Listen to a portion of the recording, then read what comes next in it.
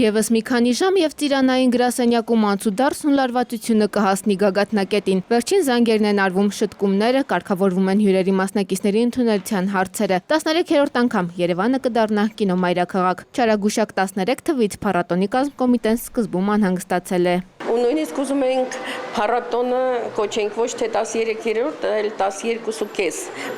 Ֆելինեի հայտնի 8.5-ի։ Ի վերջո 13-ից որոշեցին չխուսափել Երևան ժամանելու համաձայնություն է տվել 70-80-ականների եվրոպական կինոյի ամենասեքսուալ կանանցից մեկը։ Ժակլին Բիսեթին ոսկե ծիրանը հրավիրել էր դեռ 2013-ին Լոկարլոյի փառատոնի ժամանակ։ Տևեց 3 տարի, մինչև որ ինքը ոնց որ ասած մի քիչ էլ տեղեկություն հավաքելով կամ հետաքրությունը իր մեջ աճեցնելով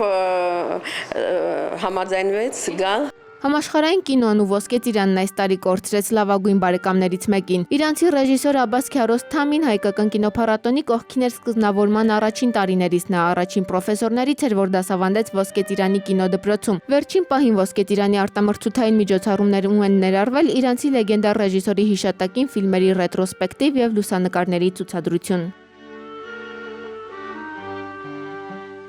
Մենք չէինք կարող շրջանցենք կամ անտեսենք այդ մեծ մարդու եւ մեծ ռեժիսորի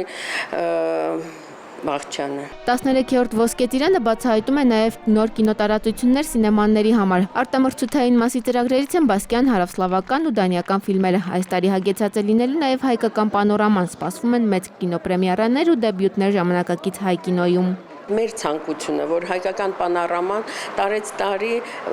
աճի։ Անկախության 25-րդ տարեդարձին նվիրված կինոփառատոնում հատուկ ֆորումներով կքննարկվեն նաև անկախության ժամանակներում ստեղծված հայկական կինոյի խնդիրներն ու ձեռքբերումները։ Երևանյան կինոշաբաթը կտևի մինչև հուլիսի 17-ը։ Անի Հակոբյան, Նարեկ Գալստյան, ժամը լրատվական։